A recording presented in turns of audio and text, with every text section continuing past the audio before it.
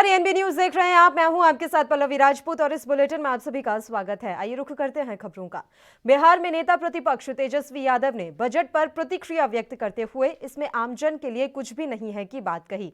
उन्होंने कहा कि सिर्फ पिछले बजट की घोषणाओं को दोहराया गया है। साथ ही उन्होंने कहा कि 20 लाख रोजगार सृजन का झूठा डोल सत्तारूढ़ दलों ने बिहार चुनाव में खूब बजाया। अब जब किसी तरह सत्ता मंच पर बैठ गए हैं तो सरकार 20 लाख रोजगार सृजन का ब्लूप्रिंट बिहार की जनता के सामने रखे। उन्होंने कहा कि पिछले 5 बजट से मुख्यमंत्री लगातार एक खेल स्टेडियम बनवाने की घोषणा कर रहे हैं, पर यह स्टेडियम घोषणा से बाहर ही नहीं आ पा रहा। तेजस्वी ने कहा कि मुख्यमंत्री का साल निश्चय पार्ट 1 तो पूरा हो नहीं पाया। उन्होंने इसमें भ्रष्टाचार का आरोप लगाया।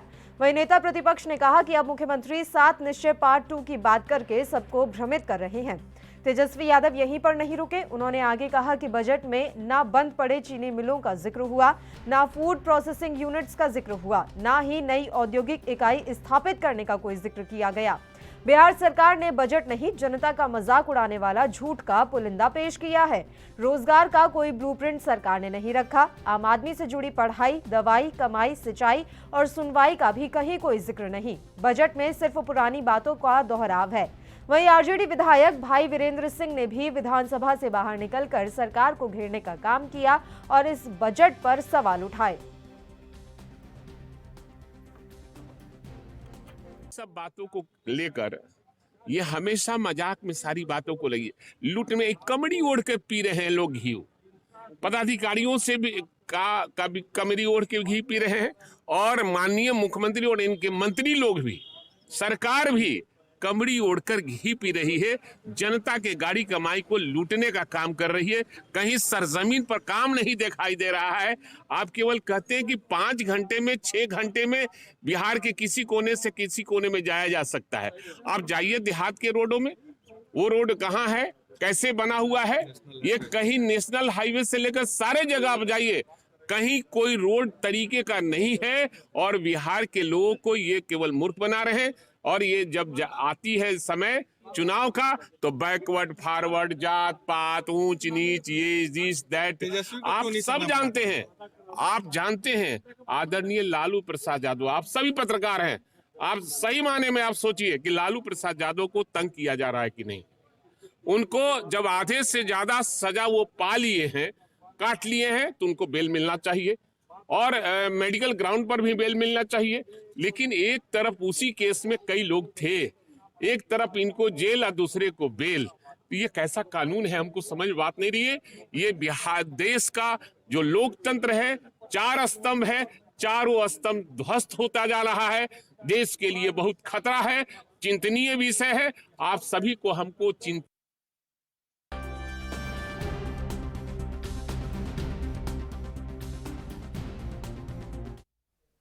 और इस मसले पर चर्चा की शुरुआत कर लेते हैं। इस समय 2 मेहमान फोन लाइन पर हमारे साथ जुड़ गए हैं। अभय विश्वास जो कि जेडीयू से हैं, इसके अलावा प्रदीप जी भी हमारे साथ जुड़े हुए हैं जो कि आरजेडी से हैं। दोनों ही मेहमानों का स्वागत है एएनबी न्यूज पर। सबसे पहले प्रदीप जी, मैं आपका रुख करना चाहूंगी। बिहार विधानसभा का बजट सत्र में तमाम तरह की बातें रखी गई, सत्ता पक्ष ने तमाम घोषणाएं की हैं, लेकिन आपका साफ तौर पर यह कहना है कि ये एक झूठ का पुलिंदा है, इसमें जनता के लिए कुछ भी नहीं। नमस्ते मैम, आपको बहुत बहुत धन्यवाद और आपकी पूरी टीम को जी। देखिए, जिस तरह का जो बजट कल का पेश किया गया है, वो बजट सिर्फ दिखावटी है और बनावटी बजट है। इसमें 20 लाख रोजगार की बात जो किया गया है वो एक छलावा है। आज तक नियोजित शिक्षकों की मांग को लेकर के सरकार ने जो चीज करने का काम किया है, अभी तक भी उसका कुछ रूपरेखा नहीं तय हो पाया है कि कब नियोजित शिक्षक की बहाली होगी। लेकिन जिस तरह का स्थिति है देखने का, और कल जो बजट में कहा कि 20 लाख रोजगार देंगे, उससे तो यही लग रहा है कि सिर्फ एक जुमला जो है, जो करती रहती है ये एनडीए की सरकार, वही जुमला था। हेलो अभय जी, आवाज पहुंच रही है आप तक? अभय विश्वास जी, मेरी आवाज मिल रही है आपको? सर जी मिल रही है, नमस्कार। नमस्ते सर, मैं आपसे आपकी प्रतिक्रिया जानना चाह रही हूँ। आरजेडी जो कि इस समय विपक्ष में बैठी है, वो साफ तौर पर कह रही है कि आप लगातार पिछले 5 साल से एक ही घोषणा किए जा रहे हैं, उन घोषणाओं पर काम नहीं किया जा रहा। जी देखिए, विपक्ष का काम है कहना, वो कह रहा है। हमें लगता है कि इन लोगों का जो आंख का पावर है ना, उसको बदलना चाहिए। अब पिछले 5 सालों में हमारा बजट क्या रहा है और इस बार का बजट क्या है, या दोनों का तुलनात्मक अगर अध्ययन कर लें तो हमें लगता है कि राष्ट्रीय जनता दल के जो भाई साहब बोल रहे हैं उनको समझ में आ जाती। लेकिन ऐसा उन्होंने तो किया नहीं। अगर बजट को ध्यान से पढ़ेंगे तो निश्चित रूप से उन्हें दिखेगा कि उस बजट से इस बजट में कितना फर्क आया है। बिहार लगातार विकास कर रहा है, ये सब लोग जानते हैं, और यह बजट संतुलित बजट है, जिसकी सराहना औद्योगिक घराने से लेकर के, व्यवसायियों से लेकर के, चेंबर ऑफ कॉमर्स से लेकर के, बिहार का हर युवा इस बजट का सराहना किया है। शिक्षा और स्वास्थ्य पर जो सरकार ने जो फोकस किया है। बात सुनिए, तेजस्वी यादव और भाई जो वीरेंद्र सिंह हैं, उन्होंने कहा है कि एक खेल स्टेडियम की घोषणा लगातार की जा रही है, लेकिन आज तक वो खेल स्टेडियम आपसे बना नहीं। ये स्टेडियम जो है अभी तक घोषणाओं में ही है, जमीनी हकीकत पर उतर क्यों नहीं पाया? देखिए, हमने पहली बार बिहार के बजट में सरकार ने माननीय मुख्यमंत्री नीतीश कुमार जी के कार्यकाल में पहली बार खेल विश्वविद्यालय की स्थापना की बात की गई है, और उसके लिए बजट में प्रावधान किया गया। तो यह निश्चित रूप से खुलेगा, थोड़ा सा समय का इंतजार कर ले। बिहार का जो बजट आया है वह हवा में नहीं है, धरातल पर है। और उस हमारे नेता ने चुनाव में जो जो घोषणा किए थे, जो जो वादे किए थे, उसको पूरी तरीके से सरजमी पर उतारने का प्लान इस बजट में दिख रहा है, झलक रहा है। बोलिए प्रदीप यादव जी। देखिए, इनका हम बार बार यही कह रहे हैं कि ये इनका पूरा टीम ये जुमला का टीम है। हमको ये बताया ना कि विशेष राज्य का दर्जा ये कब दिलवा रहे हैं, पटना विश्वविद्यालय को केंद्र विश्वविद्यालय का दर्जा कब दिलवा रहे हैं। आपको भी पता होगा प्रदीप जी, ये दोनों ही बातें जो हैं जब चुनाव चल रहे थे उस समय भी नहीं निकली कि हमें विशेष राज्य का दर्जा चाहिए या ये चाहिए। ये बात तो आप भी देख रहे हैं। अब कैसे उम्मीद कर लें कि बजट में ये बातें आएंगी? वही चीज है ना, इनको समझना चाहिए ना कि ये कब इस चीज को इम्प्लीमेंट करेंगे धरातल पर। ये कह रहे हैं कि हम रोजगार का बात कर रहे हैं, रोजगार देंगे, तो कब रोजगार दीजिएगा? 19,000 जो है शिक्षकों की वाली, जो 90,000 टीचर की वाली लटका हुआ है, वो कब वाली स्टार्ट होगा? आशा वर्कर हो, आंगनबाड़ी हो, सेविका हो, दीदी हो, उन लोगों का मानदेय जो है बाकी है, नियोजित शिक्षकों का मानदेय बाकी है, वो कब होगा? सिर्फ कह देने से नहीं हो जाता, ये 15 साल से कह ही रहे हैं और स्थिति आपके सामने है। अभय विश्वास जी, एक बात बताइए, जब चुनाव चल रहे थे उस समय आरजेडी की तरफ से वादा किया गया कि हम 15 लाख रोजगार देंगे, तो उनके वादे के ऊपर आप निकल गए कि हम 20 लाख रोजगार देंगे। उन रोजगार के बारे में बात क्या हुई बजट सत्र में? और ब्लूप्रिंट मांगा जा रहा है आरजेडी की तरफ से कि ब्लूप्रिंट जारी कीजिए, जनता को बताइए 20 लाख रोजगार का सृजन कैसे कर रहे हैं आप। बजट को अगर पढ़ेंगी, देखेंगी, तो आप समझ जाएंगी कि इसमें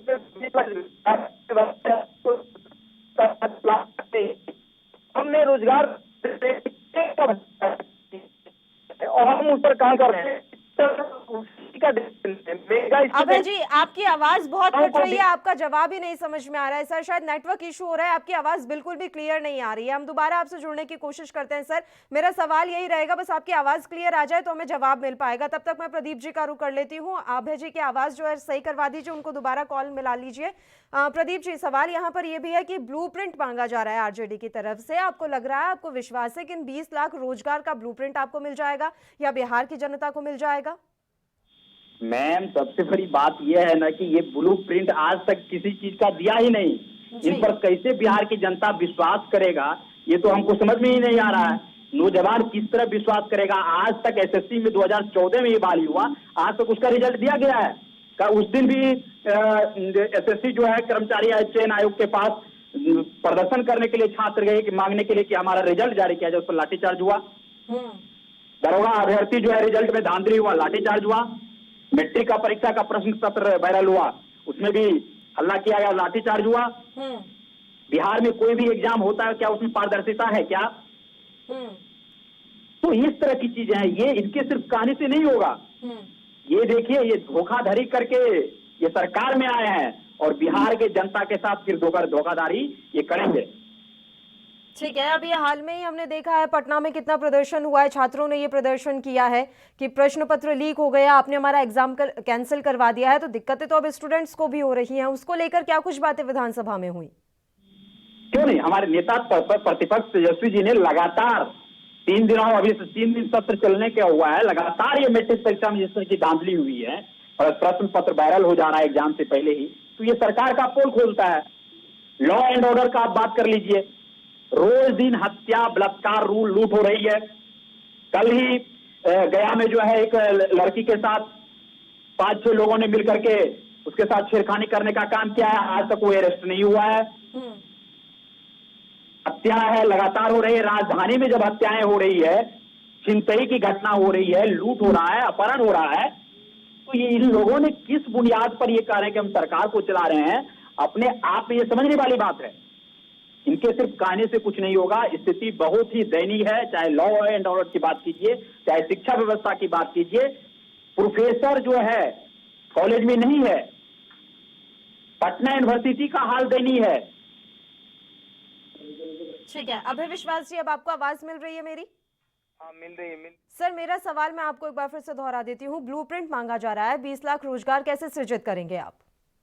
निश्चित रूप से हम 20 लाख रोजगार का जो सृजन की बात सरकार ने की है उसको बजट में लाया भी है, और उसके आधार पर हम कह रहे हैं कि 20 लाख रोजगार बिहार के युवाओं को हम देंगे।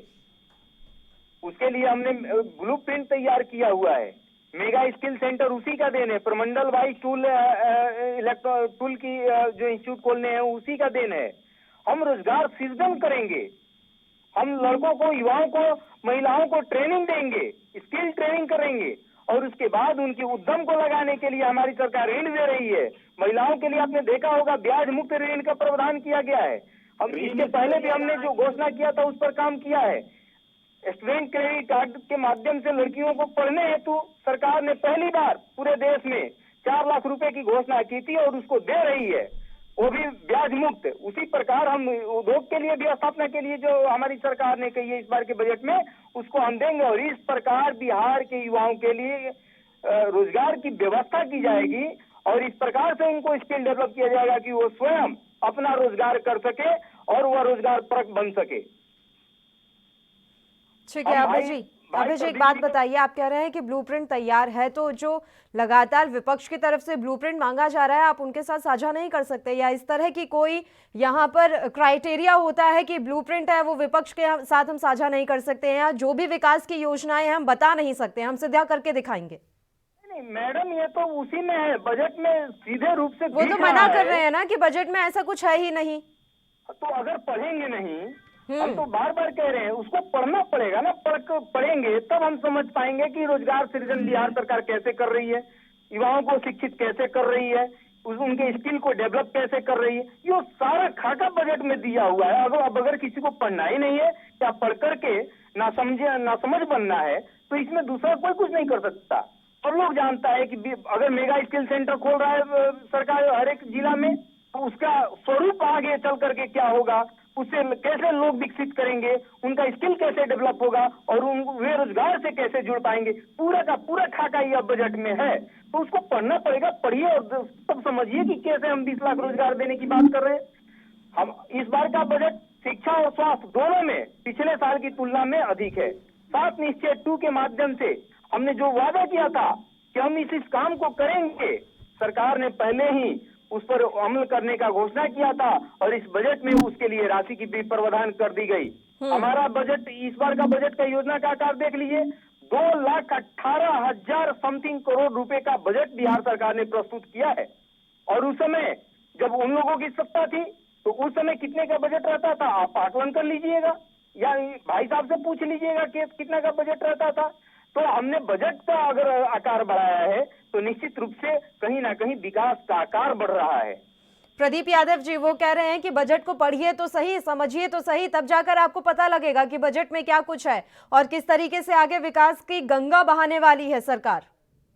विकास की गंगा ये लोग क्या बहाएंगे? बिहार के नौजवान जो है, पहले जो भर्ती इन्होंने परीक्षा जारी किया था उसका कम से कम बहाली करवा ले। तो बात की बात ही छोड़ दे, मैं तो कह रहा हूँ कि 2014 में जो SSC की बहाली हुई थी उसका कराए, दरोगा का जो बहाली है उसका कराए, टीचर का जो बहाली लटका हुआ है वो करवाए, वो करवा लेना, बात का बात छोड़िए। हम वो मांग कर रहे हैं, बिहार को विशेष राज्य का दर्जा दिलवाइए। डबल इंजन का सरकार है, अब तो ट्रिपल इंजन हो गया है। पेट्रोल डीजल की ऊपर जिस तरीके से टैक्स लगे हुए हैं, महंगाई बढ़ रही है, वो भी बड़ा मुद्दा इस समय बना हुआ है प्रदीप जी। तो क्या सरकार, राज्य सरकार के स्तर पर कोई राहत देने का कार्य किया जा रहा है? इनके कार्यकाल में इनके प्रधानमंत्री जी जिस समय नहीं थे 2014 में, तो इनको महंगाई डैन लगता था। आज इनको महंगाई क्या लग रहा है? आज महंगाई क्या लग रहा है? अब इनको कहिए, पूछिए क्यों पेट्रोल डीजल का दाम बढ़ा हुआ है। बताइए अभय विश्वास जी, महंगाई से राहत देने के लिए क्या कर रही है सरकार? ये मैं बताऊंगा, लेकिन मैं एक चीज पूछना चाहता हूँ अपने भाई साहब से, प्रदीप जी से, कि अगर उन्होंने बजट को देखा होगा तो मैं समझ सकता हूँ कि वो उसको पढ़े भी होंगे। मैं पूछना चाहता हूँ बड़े भाई साहब से कि वो जरा हमें बता दें कि शिक्षा के लिए सरकार ने बजट में इस बार क्या क्या प्रावधान किया है। उसी से समझ में आ जाएगा कि हम कहाँ जा रहे हैं, हमारा बजट क्या है और बिहार की विकास की बजट है कि नहीं। तो शिक्षा पर जरा हमें विश्लेषण कर दें कि शिक्षा में उन्होंने क्या देखा है इस बार के बजट में। अगर वो पढ़े हैं बजट को तो शिक्षा में उन्होंने क्या देखा है, शिक्षा के लिए सरकारें क्या क्या कर रही है, इस बजट में क्या प्रस्ताव लाई है, वो जरा हमें बता दें आपके माध्यम से। सर, आपको भी पता है कि उन्होंने बस जो देखा है वो बस ये है कि सरकार ने कुछ नहीं किया, सरकार झूठ का पुलिंदा लाई है। तो अगर उनको जवाब मालूम भी होगा तो आप ये उम्मीद मत कीजिएगा कि वो उसके बारे में तारीफ करेंगे। अभय जी, नहीं, तारीफ नहीं, मैं तारीफ नहीं सुनना चाह रहा मैम। मैं तो यह सिर्फ कह रहा हूँ कि उस बजट में क्या है ये तो पढ़े होंगे ना उसको। अगर आदमी डिबेट में आया है तो उसको पढ़ के आया होगा ना जी। तो ये जरा उसको बता देना कि शिक्षा के लिए सरकार ने बजट में क्या क्या लिखा है। बताइए प्रदीप जी, शिक्षा के क्षेत्र में क्या क्या लिखा है, जानना चाह रहे हैं अभय विश्वास जी आपसे। पॉइंट बाय पॉइंट बता रहा हूँ। शिक्षा के लिए इन्होंने यही बजट में पेश किया है, ग्रेजुएशन की डिग्री जो 3 साल में मिलता है वो इन्होंने डिग्री 5 साल में देने का काम करते हैं जी। शिक्षा के क्षेत्र में इन्होंने यह करने का काम किया है कि बड़े बड़े बिल्डिंग बनवा दिए हैं और उसमें गुणवत्तापूर्ण शिक्षकों की व्यवस्था नहीं है। 10+2 इन्होंने स्कूल में शिफ्ट करने का काम किया कॉलेज से खत्म करके, और वहां बायोलॉजी और साइंस में अंतर करने वाले टीचर गुणवत्तापूर्ण शिक्षक नहीं है। मैट्रिक परीक्षा में क्वेश्चन वायरल होता है, इंटर में परीक्षा में क्वेश्चन वायरल होता है, उसके बाद क्या होगा कि रिजल्ट गड़बड़ी होगा, रिजल्ट में सिद्धांत नहीं होगा। तो ये सारी बातें हैं, तो ये हमको नहीं पता है कि क्या पढ़ना है क्या नहीं पढ़ना है। इनका पढ़ करके ही आज बिहार का युवा का जो है भविष्य जो है गंत में जा रहा है, मिटिया मेट हो गया। लगातार आंदोलन कर रहे हैं युवा सड़कों पर और ये लाठीचार्ज कर करके उनकी आवाजों को दबाने का काम कर रहा है। सोशल मीडिया पर जो लिख रहे हैं ये तालिबानी कानून लाकर उसको दबाव देने का काम कर रहे हैं। नहीं तो प्रदीप जी, ये भी तो कहिए कि वो प्रोत्साहन राशि अब कितना बढ़ा चुके हैं महिलाओं के लिए, बच्चियों के लिए। शिक्षा के क्षेत्र में प्रोत्साहन राशि बढ़ाने का काम यहाँ जेडीयू और बीजेपी की सरकार के द्वारा किया जा रहा है। तो कहीं ना कहीं जो बच्चे पढ़ने नहीं जा पा रही हैं, जो छोटी बच्चियां हैं, उनके लिए ये बड़ी सौगात है कि इस प्रोत्साहन राशि के जरिए ही सही, लेकिन वो भी शिक्षा के क्षेत्र में अब आगे जाना चाहेंगी। इस चीज को प्रोत्साहन राशि जो मिला है इसका सराहना करता हूँ, मैं इसका विरोध नहीं करता हूँ। नहीं, अभी आपने बोला नहीं सर, इसलिए मैंने आपको टोका। मैं इसका सपोर्ट करता हूं कि प्रोत्साहन राशि जो दिया गया है वो अच्छी है। हमारी भी सरकार रहती थी तो सर्व शिक्षा अभियान के तहत प्रोत्साहन राशि दिया करती थी, ऐसा नहीं है। सभी सरकारों का यह काम होता है कि जो बच्चे दूर है वो स्कूल आए, लेकिन वहाँ गुणवत्तापूर्ण शिक्षा व्यवस्था की जरूरत है ना। गुणवत्तापूर्ण शिक्षा व्यवस्था आप कीजिए ना, रिजल्ट समय पर दीजिए, समय पर उनको डिग्री दीजिए। आप 3 साल का डिग्री 6 साल में दे रहे हैं, हर एक यूनिवर्सिटी का स्थिति दयनीय है। लैब टेक्नीशियन की बहाली नहीं हो रही है, लैब का व्यवस्था नहीं है, प्रयोगशाला का व्यवस्था नहीं है कॉलेजों में, उस पर भी ध्यान देने की जरूरत है ना। अभय विश्वास जी, उनका ये कहना है कि वो इस बात के लिए काफी समर्थन दे रहे हैं कि आप ये कोशिश कर रहे हैं जो बच्चियां हैं, महिलाएं हैं, वो पढ़ने के लिए आगे आएं, और तमाम तरह की बातों में उन्होंने समर्थन भी दिया है। लेकिन उनका ये भी कहना है कि आप व्यवस्था तो सुधारिए, अव्यवस्थाओं का आलम है, स्कूल जर्जर हालत में है, लैब्स नहीं है, तो इन चीजों को भी सुधारना होगा। आप जिस प्रकार से बिहार मिला था 10 सालों में बिल्डिंग की जो स्थिति सुधरी है स्कूलों का, यह किसी से छुपा हुआ मैडम नहीं है। हमने उत्क्रमित विद्यालय किया, प्राथमिक विद्यालय को, वहाँ बिल्डिंग बनवाए, टीचर की वैकेंसियां हुई, टीचर बहाल हुए, आज कम से कम सभी विद्यालयों में टीचर है और स्कूल खुल रहा है और बच्चे और बिहार की बच्चियां पढ़ने जा रही हैं, साक्षरता दर बढ़ा है। हमारी सरकार चरवाहा विद्यालय नहीं खोलती लेकिन टेक्निकल यूनिवर्सिटी बनाती है, टेक्निकल कॉलेज खोलती है, पॉलिटेक्निक कॉलेज खोलती है, प्रत्येक प्रखंड में ITI कॉलेज खोली, मंडल जिला स्तर पर मॉडल, अभी कौशल विकास के लिए मॉडल सेंटर खुल रहा है, प्रमंडल स्तर पर टूल एंड टेक्नीशियन का सेंटर खुल रहा है, सेंटर ऑफ एक्सीलेंस का निर्माण हो रहा है। तो हमने तो काम किया, हम काम कर रहे हैं, लेकिन विपक्ष को अगर कुछ नहीं मिलता है तो यही कहता है कि कुछ नहीं हो रहा है। भाई साहब, तो आज का पावर बदल लीजिए, चश्मा बदलिए, निश्चित रूप से आपको बिहार का विकास दिखेगा और बिहार के बजट जो इस बार का बजट आया है उसमें भी आपको बिहार के विकास की झलकियां दिखेंगी। हमने कहा था चुनाव के समय कि किसानों को हर खेत तक पानी पहुंचाएंगे और उसके लिए हमने अभी वर्तमान बजट में इसका प्रावधान कर दिया। हमने कहा था पिछले चुनावों में कि हम घर घर तक बिजली पहुंचाएंगे, हमने बिजली पहुंचाया। हमने कहा है कि प्रत्येक गांव को मुख्य सड़क से जोड़ेंगे, हमने जोड़ा है। तो हमारे नेता माननीय मुख्यमंत्री नीतीश कुमार जी जो घोषणा करते हैं उसका पहले ही ब्लूप्रिंट तैयार कर लेते हैं कि अगर हम चुनाव मैदान में जाकर के यह कह रहे हैं तो उसको कैसे पूरा करेंगे, और उसका पूरा करने का पूरा खाका पहले से ही तैयार रहता है। इस बार के चुनाव में हमने जो घोषणा बिहार की जनता से की थी और बिहार की जनता ने जो हमें मैंडेट जिस आधार पर दिया है उसको पूरा करने के लिए हमारी सरकार ने बिहार के बजट में इसका प्रावधान कर दिया है और उस पर कार्रवाई भी धीरे धीरे प्रारंभ हो गई है। निचले स्तर से लेकर के, निचले पदाधिकारी से लेकर के ऊपर तक के पदाधिकारी जो चुनाव में घोषणा हुए थे उसको लागू करने के लिए दिन रात काम कर रहे हैं। हमारे माननीय वित्त मंत्री तारकिशोर प्रसाद जी जिस प्रकार से बिहार के बजट को प्रस्तुत किए वह काबिले तारीफ था। उसमें हर एक गांव से लेकर के शहर तक का विकास का झलकियां दिखा माननीय मुख्यमंत्री नीतीश कुमार जी के रीजन में। यह पहली बार ऐसा बजट आया है जिसमें गांव, पिछले भी हमने लाया था लेकिन इस बार के बजट में गांव में ड्रेनेज सिस्टम का जो हमने प्रावधान किया है, हर एक गांव में सोलर लाइट का जो प्रावधान किया है यह मैंडेट हो गया। पर जैसे हमने 7 निश्चय 1 में किया था कि हर घर नल जल पहुंचाएंगे, उसी प्रकार हमने फिर इस योजना में 7 निश्चय 2 में कहा है कि प्रत्येक गांव में स्ट्रीट लाइट लगाएंगे, उसको लगा रहे हैं। गार्बेज प्रबंधन का उपाय करेंगे, गार्बेज प्रबंधन का उपाय हो रहा है। ODF जिला घोषित होगी, ODF जिला घोषित हुआ। तो हमारी सरकार माननीय मुख्यमंत्री नीतीश कुमार जी के रीजन में एनडीए सरकार जिस हिसाब से काम कर रही है, निश्चित रूप से बिहार आने वाले दिनों में और प्रगति करेगा और विकास का चक्का जो है वो और तेज गति से बढ़ेगा। बिहार को देख करके या तो बिहार के लिए और बिहार वासियों के लिए गर्व महसूस होता है जब बिहार की योजना को केंद्र सरकार अडॉप्ट करती है, भारत के अन्य राज्यों के मुख्यमंत्री उसको अडॉप्ट करते हैं और उसको अपने यहाँ लागू करते हैं। ठीक है प्रदीप यादव जी, डिप्टी सीएम तारकिशोर प्रसाद ने कहा है कि युवाओं को बेहतर तकनीकी का प्रशिक्षण दिया जाएगा और इसके लिए ITI संस्थानों को अब आधुनिक बनाया जाएगा। वहीं हर सेंटर में टूल्स रूम की स्थापना की जाएगी। तो ये तो वो कार्य करने के लिए कह रहे हैं, तो इसमें भी कहीं कोई कमी और खामी नजर आती है? एग्जाम जो होता है, ये एग्जाम कब उसका कोई है समय सारणी उसका तय है कि ITI का एग्जाम कब होता है?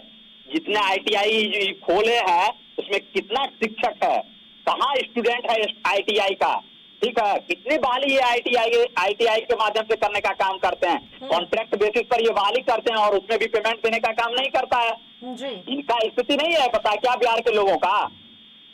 ये छल कपट प्रपंच से सत्ता में आ गए हैं, इनका स्थिति नहीं पता है बिहार के लोगों को क्या? ये सिर्फ झूठा पुलिंदा का खेती करने में ये मास्टर माइंड है और उसी पे खेती करके ये जीवित हैं और ये बिहार के नौजवान किसान और मजदूर को ये दिग्भ्रमित करने का काम करते हैं जी।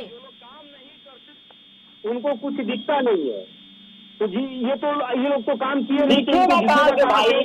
और अगर बजट में पढ़ के आते तब ये कुछ उस बजट पर बोलते कि हाँ आपकी सरकार ने बजट में ये लिखा है जो संभव नहीं है या नहीं हो सकता। तो जब बजट पढ़ेंगे ही नहीं तो हम जानेंगे क्या? ये तो एक लाइन में इन लोगों का रटाया जो चुनाव से पहले जो बजट आया था उसको भी पढ़े थे, अब इस भी बजट को पढ़ लिया है, बात एकदम आपका वही है, बराबर है। और तब उस पर अमल कीजिए कि हाँ ये सरकार कर सकती है कि नहीं कर सकती है। आप हमको बस ये बता दीजिए कि बिहार को विशेष राज्य का दर्जा कब मिलेगा? बिहार का स्वास्थ्य व्यवस्था जो नरकीय है, कोरोना में जो इतना बड़ा घपला हुआ है प्रत्येक राज्य में, बिहार की वो बताइए ना। संख्या सब लोग करता है, ये कह रहे हैं कि मेरा ये है। अरे भाई साहब, हम कह रहे हैं कि चश्मा को बदलिए, पावर को बदलिए, और तब बिहार के विकास स्वास्थ्य पर प्रश्न चिन्ह उठाइएगा महाराज। आपके रीजन में क्या होता है जो सब है लोग ना, जानता है। झूठ वाला लेकिन मैं आपके पॉलिसी रीजन की बात बदलिए, नहीं वो करूंगा, बहुत आपके पुराना हो रीजन की गया बात है। करूंगा कि हमारी सरकार ने क्या किया है बिहार के देखिए, बजट हमको में। चश्मा का पावर बनाने की जरूरत नहीं है। झूठ का कॉलर स्वास्थ्य ट्यून के वाला जो क्षेत्र में गाना आप है वो देखें पुराना हो कि गया है, उसको बदलिए बजट आप। सरकार 2020-21 से इस बार 21-22 में कितना बढ़ गया है, आप उसको बजट को अध्ययन कीजिए। स्वास्थ्य के क्षेत्र में अरे हमने मॉडल अस्पताल आंकड़ा बनाने का की बात करी है, और बाजीगारी पहले करने से में भी आप मॉडल लोग को अस्पताल महारत बना हासिल हुआ है। है। सिर्फ आंकड़ा पेश करते हैं आप लोग, धरातल आपको पर कुछ पता नहीं है है। कि पीएमसीएच की नींव रख दी गई। पीएमसीएच देश का सबसे बड़ा दूसरा बड़ा अस्पताल बनने जा रहा है। यह बिहार वासियों के लिए गर्व का विषय है, और बिहार वासी इसको मानते हैं। बिहार के क्या नहीं हुआ, एम्स किसने खोला, आपके रीजन में खुला था। दरभंगा में एयरपोर्ट आपके रीजन में आया था। अभी पीएमसीएच का दरभंगा जो फायदा एयरपोर्ट सरकार ने तो रखा है, जिस दिन खुला उसी दिन एयरपोर्ट बंद हो गया है। आप ये खबर क्यों नहीं पढ़ पा रहे कि दरभंगा में जिस दिन एयरपोर्ट खुला उसी दिन विमान जो है लैंडिंग बंद हो गया। ये भी बताइए ना क्यों विमान का लैंडिंग बंद हो गया दरभंगा में। आज भी दरभंगा से हवाई जहाज उड़ रहा है, क्या छोड़िए एकदम हवाई जहाज से उड़ा रहे हैं आप, तो सब चीज उड़ा दिए बिहार से, तो हवाई जहाज नहीं उड़वाइएगा। पीएमसीएच का देखे ना, उसकी आधारशिला रख दी गई है। दूसरे देश का सबसे दूसरा बड़ा हॉस्पिटल बनने जा रहा है। क्या इससे आपको खुशी नहीं हो रही है? अच्छा, नहीं, अभय एकदम। विश्वास जी, बजट का हमने जो देखा है उसमें महिला सशक्तिकरण पर खासा फोकस रहा है, तमाम क्षेत्रों पर भी रहा है, लेकिन महिला सशक्तिकरण पर भी स्पेशल जो है फोकस रहा है। तो मैं आपसे जानकारी चाहूंगी कि पहले भी हम कोशिश करते रहे हैं महिलाओं को सशक्त बनाने की, लेकिन ग्रामीण क्षेत्र में महिलाओं अभी भी हम देख रहे हैं कि इतनी सशक्त है नहीं। तो ऐसे में इस बार के बजट में भी महिला सशक्तिकरण पर बात हुई है, तो क्या आने वाले समय में कोई परिवर्तन देख पाएंगे हम? निश्चित रूप से अनेकों परिवर्तन आपको देखने को मिलेंगे। महिलाओं के लिए हमने जैसे योजना लाया है जी, जैसे उनको ब्याज मुक्त ऋण देना है उद्योग धंधे के लिए। तो इससे वो लोग, पहले हमने क्या किया था कि महिलाओं को ब्याज मुक्त स्टूडेंट क्रेडिट कार्ड से पढ़ने के लिए 4 लाख रुपए देते थे। तो अब तो पढ़ ली बहुत लोग, अब उनको सशक्त और बनाना है, आर्थिक रूप से सुदृढ़ करना है, तो उनके लिए हमने ब्याज मुक्त ऋण का प्रावधान कर दिया। हमने पहले ही कहा था कि 35% आरक्षण दे करके उनको और सशक्त बनाएंगे। आप देखिए आज बिहार पुलिस में कितनी महिलाएं आ गई हैं, या तो आप भी देखी होंगी। बिहार के अनेकों नौकरियों में महिलाओं की आबादी, महिलाओं की संख्या अब बढ़ रही है, तो यह सशक्तिकरण का ही प्रावधान है। हमने पंचायती राज में आरक्षण दिया है, उसका भी आप देखी होंगी कि उसका कितना बड़ा परिवर्तन देखने को मिला। महिलाएं घर से निकल करके बाहर आ रही हैं और वो अपने अधिकार की लड़ाई खुद लड़ने का काम कर रही हैं। तो अब और आगे बढ़ करके के आर्थिक सुदृढ़ीकरण की ओर हमारी सरकार बढ़ी है और महिलाओं को और ज्यादा सशक्त बनाने का काम करेगी। ठीक है, आपकी प्रतिक्रिया प्रदीप जी? देखिए, इनका मैं तो बार बार ही कह रहा हूँ ना कि जो ये बजट में देते हैं उसको यदि धरातल पर उतार दे, उसका 15% या 10% में धरातल पर उतार दे, तो बिहार का तकदीर और तस्वीर बदल जाएगा। लेकिन इनका जो है सिर्फ दिखावटी और बनावटी हमेशा रहता है। बजट में कुछ और, धरातल पर कुछ और। हम तो बोल रहे हैं कि आंगनबाड़ी जो सेविका है, आशा वर्कर है, और जो महिलाएं हैं, और जो महिलाएं हैं उसकी बताइए अभय जी। हम जरा पूछना चाहेंगे कॉलेजों में इन्होंने कहा कि एडमिशन में हमने इतना प्रोग्राम किया था जो जिसको हमने धरातल पर रखने का काम नहीं किया। आप पैसा लीजिए, लेकिन गुणवत्तापूर्ण शिक्षा व्यवस्था दीजिए। प्रदीप यादव जी, अभय विश्वास जी का सवाल है कि 2020 में जब बजट हमने रखा गया था तो उसमें जितने भी प्रावधान किए गए हैं, क्या वो प्रावधान अभी तक जमीन पर नहीं उतरे? एक ऐसा बता दीजिए पॉइंट जो अभी तक धरातल पर उतरता हुआ नहीं दिखा। मैडम, आप इनसे पूछिए ना। इन्होंने कहा कि बिहार से जब मेरी सरकार आई तो बिहार से पलायन मुक्त हो गया। आज जब लॉकडाउन हुआ तो लॉकडाउन में बसें भर के, ट्रेनें भर करके बच्चे जो है कोटा से, दिल्ली से, दूसरे प्रदेशों से भर के बच्चे आए, बच्चियां आए। आज बिहार में अच्छे कॉलेज खुल जाते, बिहार में अच्छे इंस्टीट्यूट हो जाते, तो लोग कोटा के राजस्थान में जाकर के नहीं तैयारी करते। बच्चे बच्चियां जाकर के दिल्ली के आकाश में, एलन में, बेंसल क्लासेस में जाकर के नहीं पढ़ते, यदि यहाँ बिहार में ही अच्छी शिक्षा व्यवस्था हो जाती। लेकिन स्थिति भयावह है, जिस तरह से पलायन हुआ है, जिस तरह से बच्चे और जिस तरह से मेरिटोरियस बच्चे दूसरे राज्यों में शिफ्ट कर रहे हैं, वो अपने आप में एक भयावह स्थिति है। इनको ये पूछिएगा, ये क्या बताएंगे? आप इसको पूछिए ना कीजिए। हमने जो पल्लवी जी क्वेश्चन किया था कि 2020-21 में हमने कौन सा ऐसा बजट में प्रावधान किया था जिसको हमने हमारी सरकार ने लागू नहीं की, वैसा तो ये बता नहीं रहे। ये तो फिर वही घूम फिर के ये नहीं हुआ, वो नहीं हुआ। अरे रोना कम रहिए, आप हमें सुझाव दीजिए कि आपने ये कहा था महोदय, ये नहीं हुआ। आपने कहा था कि मुख्यमंत्री का दर्जा आप दिलवाइए ना हो, केंद्रीय विश्वविद्यालय का दर्जा पटना दिलवाइए। प्रदीप यादव जी, लेकिन ये तो कभी बजट में था ही नहीं ना कि हम बिहार को विशेष राज्य का दर्जा दिलवाएंगे। ना पिछले साल के बजट में था, ना इस साल के बजट में है, तो उस बात पर क्यों आ रहे हैं? मैं तो सवाल ये पूछ रही हूँ कि सर पहले जो प्रावधान किए गए थे उनमें से एक पॉइंट बता दीजिए कि ये अभी धरातल पर नजर नहीं आ रहा है, तो हम उस पर सवाल कर लेंगे अभय विश्वास जी से। इनको वही पूछिए ना कि पलायन की जो समस्याएं हैं बिहार में, पलायन की समस्या क्यों है इतनी बड़ी, क्यों इतने बड़े लोग पलायन कर रहे हैं? उद्योग धंधा क्यों नहीं? उद्योग कहता है कि हम फैक्ट्री स्थापित कर देंगे, ये स्थापित कर देंगे। कितने एक बार फिर से बजट रखा गया है प्रदीप जी, अभय जी, तो हम तो यही उम्मीद करेंगे कि बिहार में विकास की गंगा बहने लगे और जो कुछ भी बजट में प्रावधान किया गया है उसका असर धरातल पर जरूर नजर आए। आप दोनों मेहमानों को मैं यही रोककर आपका शुक्रिया अदा करना चाहूंगी, तमाम चर्चा के लिए आप हमारे साथ जुड़े। तो बिहार में विधानसभा के बजट सत्र में जमकर हंगामा हुआ है। आपको बता दें कि तेजस्वी यादव ने इस बजट को झूठ का पुलिंदा बता दिया है। हालांकि लगातार सरकार की तरफ से अपना पक्ष रखा जा रहा है। एक छोटे से ब्रेक के लिए बुलेटिन में रुक रहे हैं, फौरन हाजिर होंगे।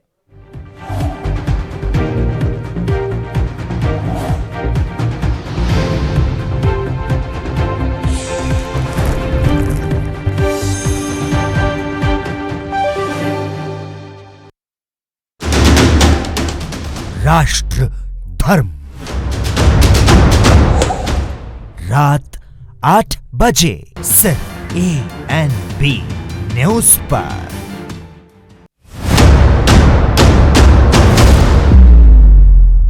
हक की बात दोपहर 12 बजे सिर्फ ANB न्यूज पर।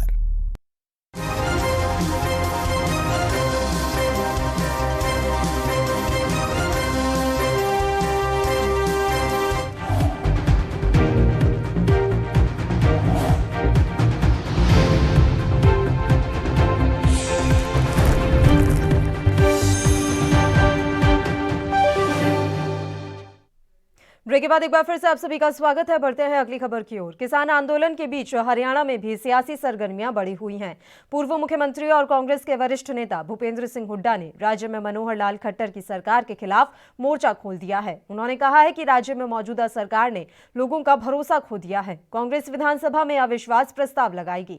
भूपेंद्र सिंह हुड्डा ने कहा कि मनोहर लाल खट्टर की सरकार के गठबंधन सहयोगी के विधायक ही कह रहे हैं कि यह सबसे भ्रष्टाचार सरकार है। आपको जानकारी दे दें, हुड्डा ने कहा है कि हम विधानसभा में सरकार के खिलाफ अविश्वास प्रस्ताव लाएंगे। इस सरकार ने लोगों का भरोसा गंवा दिया है, लिहाजा हम अविश्वास प्रस्ताव लेकर आएंगे। सरकार को समर्थन देने वाले 2 निर्दलीय विधायकों ने अपना समर्थन वापस ले लिया। गठबंधन सहयोगी पार्टी के कुछ विधायकों ने कहा है कि यह सबसे भ्रष्ट सरकार है। हरियाणा में कांग्रेस पार्टी की कृषि कानूनों को लेकर भारतीय जनता पार्टी के खिलाफ अभियान जारी है।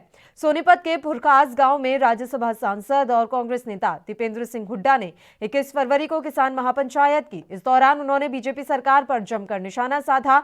उन्होंने कहा कि बीजेपी सरकार जब से सत्ता में आई है, देश की जनता बहुत परेशान है।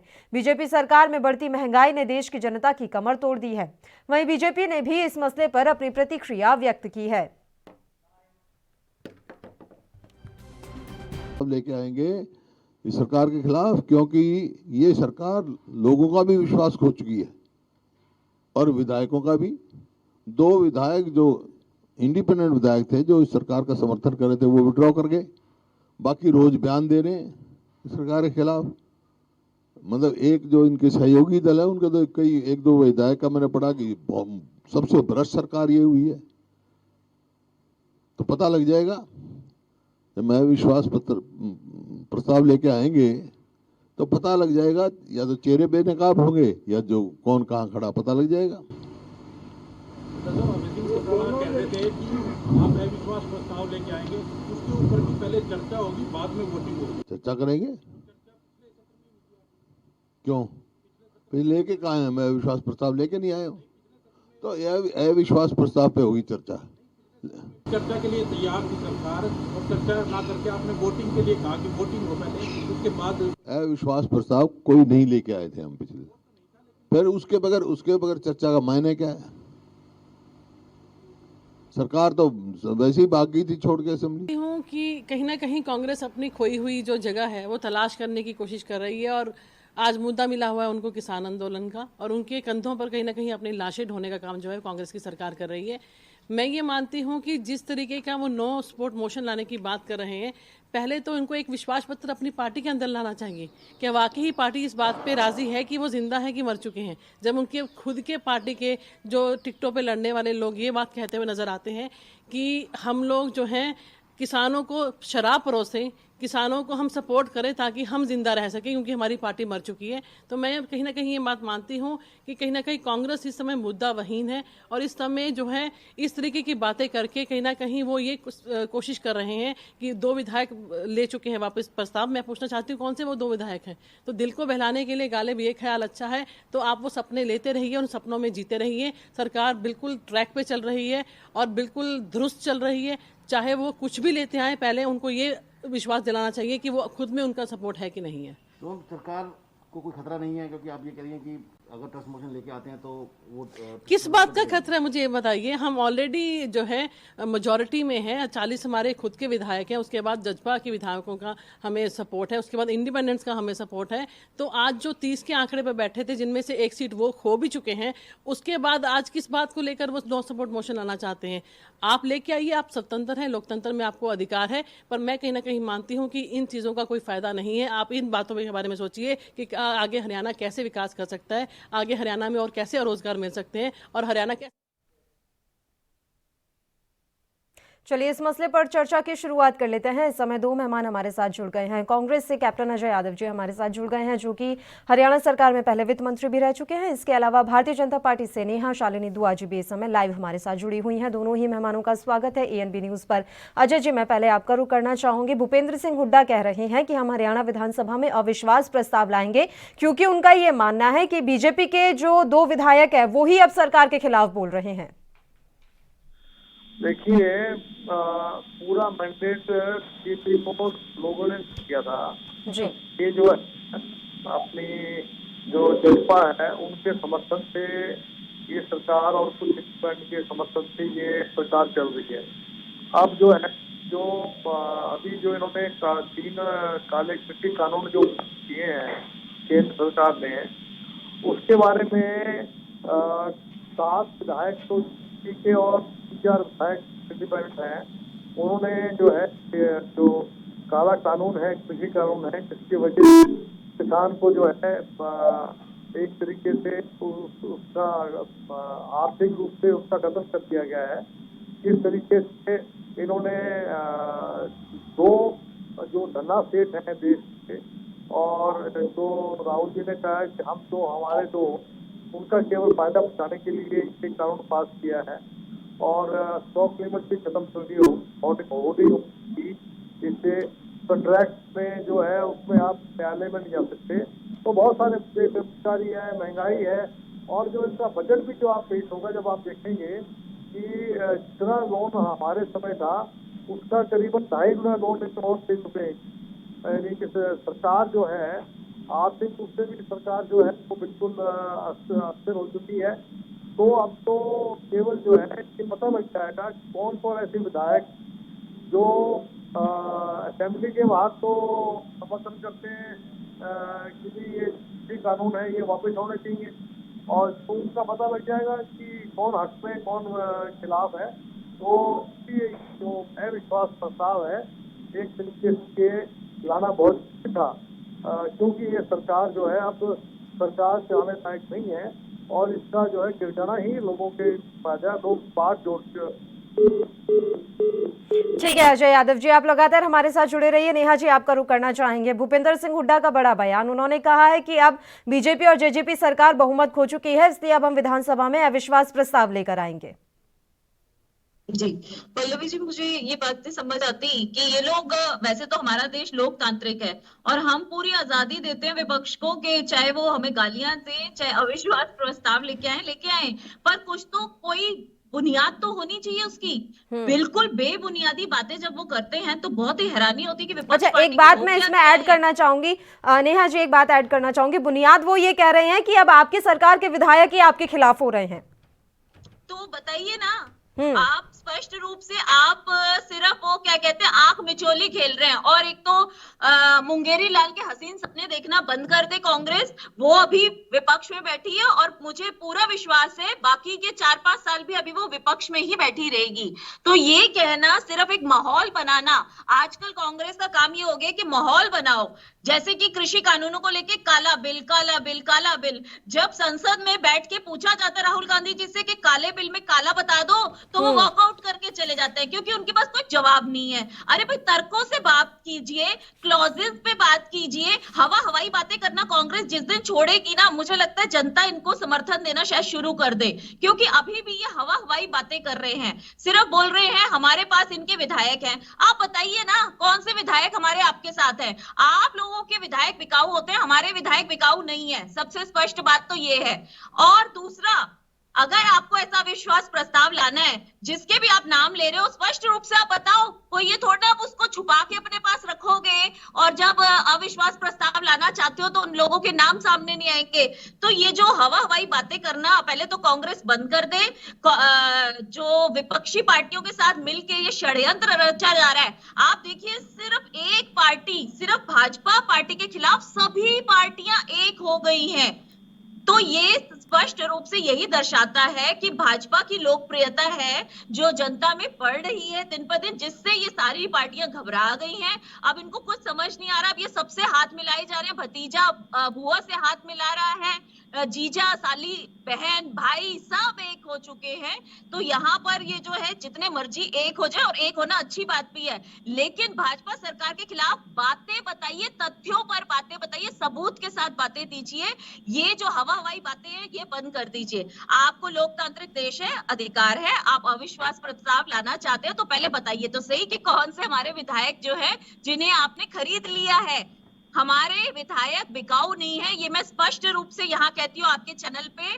और कोई भी ये कहीं से भी कुछ भी बोल ले, इसका ना सिर है, ना पैर है, ना आधार है। बस इनको अपनी पृष्ठभूमि बनानी है। ये सोच रहे शायद यही बातें फैला के हम दोबारा से मनोहर लाल खट्टर जी को हटा के हम अपनी सरकार बना लेंगे, तो ये बहुत बड़ी गलतफहमी में है। ये स्पष्ट कर ले, यहाँ भाजपा सरकार अभी 5 साल नहीं जाने वाली और शायद आने वाले और 5 साल भी 10 साल तक वहीं रहेगी। तो हुड्डा जी, सपने देखना दिन में मुंगेरी लाल के हसीन सपने देखना बंद कर दीजिए। अजय यादव जी, भूपेंद्र सिंह हुड्डा मुंगेरी लाल के सुनहरे सपने देखना बंद करें, क्योंकि ऐसा नहीं होने वाला है। और आप लोगों को लग रहा है कि बीजेपी जेजेपी के जो विधायक हैं वो आपके संपर्क में हैं या सरकार के खिलाफ हो गए हैं, तो उनका नाम सामने रखिए। फोन को हेलो अजय जी, आवाज पहुंच रही है आप तक? हाँ, आवाज पहुंच रही है। एक तो ये कह रहे हैं कि हमारी सरकार बहुत लोकप्रिय है। इनके जो विधायक हैं ये गांव में इनको घुसने में दिया जा रहा है और आप देखा जा रहा है कि भाजपा, बताइए ना कौन से विधायक? नहीं, वो ये कह रहे हैं नेहा जी कि आपके विधायक जो जा रहे हैं किसानों से बात करने गांव में, उन्हें घुसने नहीं दिया जा रहा गांव में। वो ये कह रहे हैं, लोकप्रियता पर सवाल उठा रहे हैं। बोलिए अजय जी। सुनिए ना, मैं पहले पूरी बात सुन लीजिए, इनको बोले बीच से ना बोले। जो भी ये प्रवक्ता है, इनके क्या नाम है मैडम का? इनका नाम है नेहा शालिनी दुआ और ये बीजेपी की प्रवक्ता है सर। नहीं, इनको बोलो बीच से ना बोले। मैं इनके बीच में बोलता हूँ क्या? ठीक है सर, अब आप अपनी बात जारी रखिए, वो शांति बैठी हैं, बताइए। हाँ, मेरा ये कहना है कि देखिए, इनके विधायक की हालत ये हो गई है कि आज गांव में पीने की करनाल में मुख्यमंत्री का जो गृह जिला है वहाँ पर ये प्रोग्राम नहीं कर पाए प्रधान मुख्यमंत्री। वहाँ पर इन्होंने कितनी जो है पूरी सीआरपीएफ और पूरा पैरामिलिट्री फोर्सेज लगा दिए। और दूसरी बात ये है कि आप देखिए डीजल के, पेट्रोल के और गैस सिलेंडर के रेट कितने हाई हो गए। आज गरीब आदमी का निवाला छीन के 21,50,000 करोड़ रुपए केंद्र सरकार ने लोगों से डीजल के नाम के ऊपर उगा लिए हैं। और ये कहते हैं कि बॉन्ड जो हमने भरने थे वो केवल 3500 करोड़ के बॉन्ड थे, उसके बदले में 21,50,000 करोड़ रुपए इन्होंने अपने खजाने भर दिए। उसने क्या किया है? अभी हरियाणा में जो मेरा जिला रेवाड़ी है, एक ही मुझे ये चीज बता दे तो इन्होंने यहाँ पर लड़कियों का कॉलेज जो है यहाँ पर बॉयज स्कूल बनाने की बात की थी, आज तक उसकी ना जमीन मिली है ना उसका आज तक जमीन का काम शुरू किया है। ऐसी बावल में लड़कियों का कॉलेज है, वहाँ कुछ काम शुरू नहीं हुआ। एम्स का मामला है, कितने बस स्टैंड का मामला है, कितने मामले में बताऊं, विकास के नाम पे कुछ नहीं कर रहे। केवल जो है कि काम इनका मीडिया में दिखाना कि ये भाई हनुमान, ये अपना राम मंदिर, हिंदू मुसलमान, चीन, पाकिस्तान, उसके अलावा विकास की बात नहीं करते हैं। आज जो है जो साले कृषि कानून है, साले तीन जो कृषि बिल पास हुए हैं, उस मुद्दे के ऊपर पंजाब में सुपड़ा साफ हो गया इनका, और आज इलेक्शन करा दे हरियाणा का सुपड़ा साफ हो जाएगा। इसलिए मेरा ये कहना है कि ये जो है अपने आप इस्तीफा दे दे बेहतर रहेगा, नहीं तो फ्लोर ऑफ चाउस पे इसकी सरकार गिर जाएगी। ठीक है अजय यादव जी, बिल्कुल वैसे ही गिरेगी जैसे पुडुचेरी में गिर गई थी। बताइए नेहा जी। यहाँ पर पुडुचेरी में इन्होंने क्या किया है, आप देख लीजिए क्या किया। वही मैं पूछ रही हूँ, पुडुचेरी में जो हुआ वो क्या हमें हरियाणा में देखने को मिलेगा? एक बार ले लेते हैं नेहा जी से प्रतिक्रिया, फिर मैं आपके पास आ जाऊंगी। सर बताइए नेहा जी। ये बार बार कह रही है मेरे जो नेता कांग्रेस के यहाँ बैठ के ये बातें बोल रहे हैं कि हमारी सरकार ने कुछ नहीं किया, तो शायद उनको लोगों की जो समझदारी है, मेरे ख्याल से ये उस पे क्वेश्चन मार्क कर रहे हैं, क्योंकि 5 साल पहले भी मनोहर लाल खट्टर जी वहां पर मुख्यमंत्री थे और आज भी वही है। तो हमारी सरकार ने अगर कुछ नहीं किया होता तो भाई साहब सबसे पहले तो जनता हमारे को साइड पे कर देती, धक्के मार के बाहर निकाल देती। तो ये आप गलत फहमी में है, या तो आपको जनता की दिमाग के ऊपर शक है तो आप साफ स्पष्ट बोल दीजिए कि आपको उनके ऊपर विश्वास नहीं है, जनता बेवकूफ है। तो आप ये भी कहते हैं एक तरफ कि जनता हमको पसंद नहीं करती है, भाजपा ने कुछ किया नहीं है। अगर भाजपा ने किया नहीं कुछ होता तो दोबारा हमारी सरकार बनती, हमें दोबारा समर्थन मिलता। आप यही बात को अपनी बात पे ही एक कायम रहिए। हमारी सरकार ने, मनोहर लाल खट्टर जी की सरकार ने हरियाणा में रोजगार बहुत दिए और इसका स्पष्ट प्रमाण है। दूसरा, आप चाहे हंस लीजिए, आपके हंसने से तो कुछ नहीं होता, क्योंकि आप तो कुछ भी बात हम प्रमाण भी देंगे। हम अभी दिन में मैं बैठी हुई हूँ ना, डिबेट करी, अगर मैं बोलूंगी दिन, लेकिन आपके राहुल गांधी जी कहेंगे नहीं जी ये रात है, ये रात है, तो आप लोग कहोगे रात है। आप सूरज को भी चांद बोल दोगे तो आपका क्या है? आपके नेता इतने दिमाग वाले हैं, मैं उनके बारे में कोई टिप्पणी नहीं करना चाहती।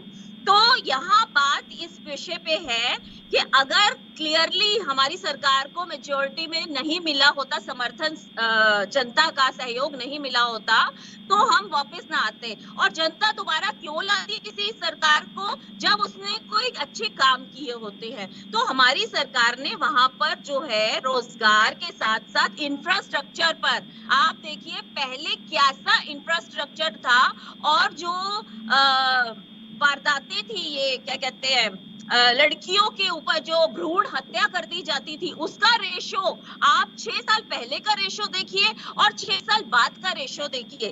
और आप बात करते हैं शौचालय बनाने से, एक तरफ हम लोगों ने सिर्फ ये हमारे प्रधानमंत्री जी का विजन था कि औरतों की इज्जत सबसे ज्यादा इंपॉर्टेंट होती है, इस वजह से शौचालयों का निर्माण किया गया ताकि उनको बाहर जाके ऐसे बाहर जाती थी और कैसे कैसे उनको कितनी प्रॉब्लम होती। कई बार रेप केसेस भी इसी वजह से होते थे कि शौचालय के शौच के लिए बहुत दूर दराज जगहों पर जाना पड़ता था, खेतों में जाना पड़ता था।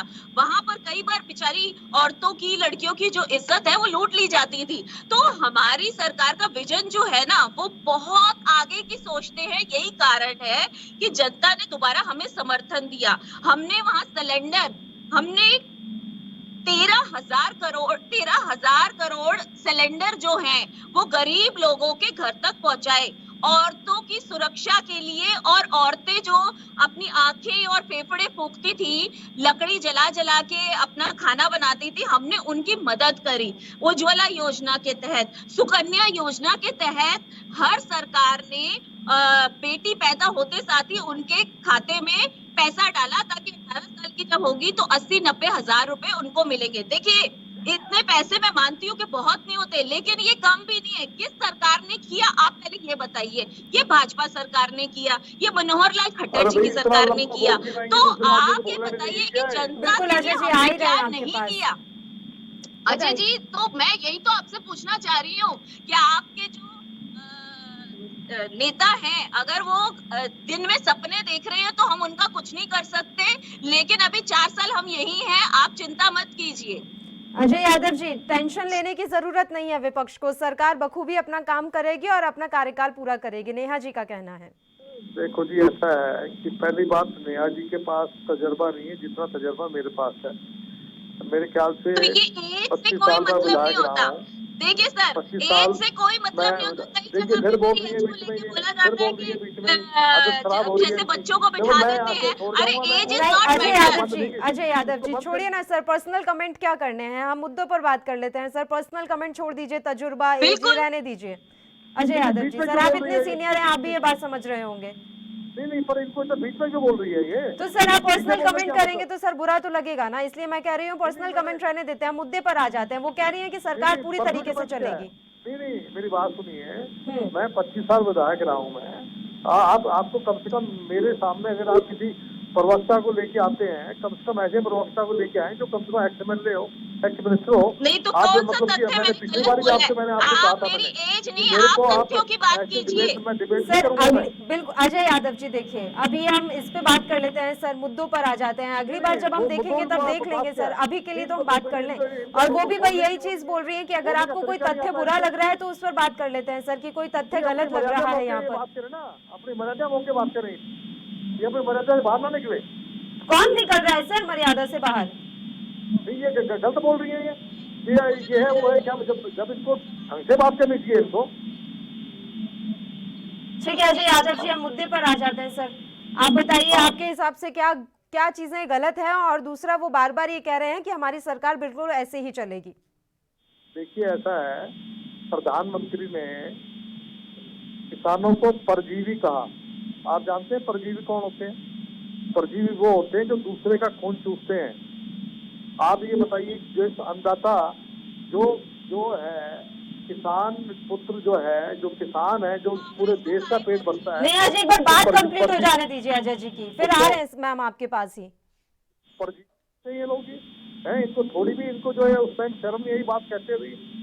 दूसरी बात, जो देश को आजाद करने वाले, इनके खुद के सरवाकर और गोवरकर जो हैं, और महात्मा गांधी, सुभाष चंद्र बोस, भगत सिंह, जिन्होंने आंदोलन करके देश को आजाद कराया, उनको आंदोलनजीवी कहते हैं ये लोग। आप मुझे बताइए कि इस प्रकार की जो भाषा इस्तेमाल करते हैं, आज इनको अपनी भाषा पे कंट्रोल करना चाहिए। प्रधानमंत्री हैं, अपनी मर्यादा में होकर बात करनी चाहिए। जिस तरीके का उन्होंने बयान किए हैं, कभी आतंकवादी कहते हैं, कभी खालिस्तानी कहते हैं, सभी कहते हैं कि लोग जो है इन्हीं की इस प्रकार की भाषा इस्तेमाल करके। आप मुझे बताइए, क्या ये बात सच नहीं है कि मुख्यमंत्री का प्रोग्राम आज तक करनाल में नहीं हो पाया? एक करनाल में एक प्रोग्राम में गए थे, करनाल, वहाँ पर करनाल में इनका प्रोग्राम नहीं हो पाया। इनके जो मंत्री हैं, इनके जो अभी जो इनके केंद्र में मंत्री हैं, बल्यान, वो जो यूपी में गए, वहाँ पर उनको घुसने नहीं दिया। इनकी हालत आज ये हो गई है इनकी। उत्तरी हरियाणा में आपके सिर्फ 75% हरियाणा के अंदर भाजपा के कार्यकर्ता गाँव में नहीं जा पा रहे हैं, और ये कह रही है कि ये बहुत लोकप्रिय सरकार है। और आज जो है, आप देखिए, गैस का सिलेंडर की सब्सिडी इन्होंने खत्म कर दी। ये उज्ज्वला की बात कर रही हैं। आप ये बताइए कि जो गैस सिलेंडर है, उसमें जो है लोग कह रहे हैं हमारे सिलेंडर खाली पड़े हुए हैं, सिलेंडर भरने, क्योंकि इतना महंगा सिलेंडर हो गया है, पेट्रोल इतना महंगा हो गया, डीजल इतना महंगा हो गया है। महंगाई जो है, बेरोजगारी, आप देखिए पूरे अपने देश के अंदर बेरोजगारी चरम सीमा के ऊपर है। और कोरोना काल में जिस तरीके से इन्होंने जो लॉकडाउन किया, उससे आज तक लोग उभर नहीं पाए, नोटबंदी से भी उभर पाए लोग। आज अर्थव्यवस्था देश की -11% है। केंद्र, मुझे ये बताएं कि उसकी भरपाई कहाँ से करें? सरकार जो है पूर्ण रूप से जो है अनपॉपुलर है, अलोकप्रिय है। और मैं ये कहना चाहता हूँ कि इनको पता, ये लाए ना अविश्वास प्रस्ताव को, ये उस दिन जो है उसको on the floor of the house पे आएगा, उसको पता लग जाएगा कौन किसान के साथ है और कौन किसान के खिलाफ है। मालूम पड़ जाएगा कौन गरीब आदमी के साथ है। ठीक है सर, जवाब ले लेते हैं नेहा जी से। बोलिए नेहा जी। जी, इन्होंने सबसे पहले तो बोला कि परजीवी और खालिस्तानी, तो मैं स्पष्ट रूप से, हमारे प्रधानमंत्री जी ने भी बोला है और हम भी बोल रहे हैं हर चैनल पे कि परजीवी जो कहा गया है वो इन लोगों को कहा गया है, वो कांग्रेसियों को कहा गया है कि ये ऐसे परजीवी है जो किसी का भी आंदोलन चलता है वहां बीच में टांग अड़ाने के लिए पहुंच जाते हैं कि किस तरीके से आंदोलन को और भड़काया जाए, उसको और फूल दी जाए, उसमें कैसे और आग लगाई जाए। अरे मैंने आपकी बात सुनी, अब आप मेरी बात भी सुन लीजिए ना। एज की बात आपने कही थी तो यहाँ मैं आपका लिहाज कर रही हूँ, अब आप मेरी बात भी सुन लीजिए। तो सबसे बड़ी बात, हमने परजीवी जो था वो कांग्रेसियों को कहा था, हमारे प्रधानमंत्री जी ने परजीवी इनको कहा था, और खालिस्तानी उन खालिस्तानियों को कहा था जो कांग्रेस की आड़ में बैनर लेके खालिस्तान के आते हैं, सिख फॉर जस्टिस के, और कहते हैं किसानों के आंदोलन में बैठ के कि हमें खालिस्तान चाहिए, हम खालिस्तान की डिमांड करते हैं। ये कैसा फिर आंदोलन है? हम किसानों को हमने कभी भी नहीं कहा कि आप परजीवी हैं या आप खालिस्तानी हैं। हमने परजीवियों को कहा, कांग्रेसियों को कहा और खालिस्तानियों को कहा, जिन्होंने शर्जिल इमाम के नारे लगाए कि शर्जिल इमाम को रिहा किया जाए, तो ऐसे लोगों को कहा गया। अब दूसरी बात पे मैं आती हूँ कि इन्होंने कहा कि हमारी लोकप्रियता घट रही है। देखिए, हमारी लोकप्रियता घट नहीं रही, लेकिन कांग्रेस किसानों के आंदोलन की आड़ में जैसे ही कांग्रेस के नेता कहीं पहुंचते हैं, आप कल वायनाड का ही देख लीजिए, राहुल गांधी जी ने वायनाड पहुंच के क्या स्टेटमेंट दी है। उन्होंने कहा हमें शांत नहीं बैठना चाहिए, हमें किसान आंदोलन को और भड़काना चाहिए, जबकि वहां पर कोई आंदोलन नहीं हो रहा था केरला में, लेकिन वहां बैठ के वो कह रहे हैं ट्रैक्टर रैली करो, हमें सरकार को घेरना है। उनके शब्द सुन लीजिए जो उन्होंने वहां वायनाड में शब्द बोले हैं। इससे साफ दर्शाता है कि कांग्रेस इस वक्त बौखलाई हुई है, वो कोई भी मौका छोड़ना नहीं चाहती। झूठ, फरेब, साम दाम दंड भेद सब कुछ अपना कर वो इस वक्त मोदी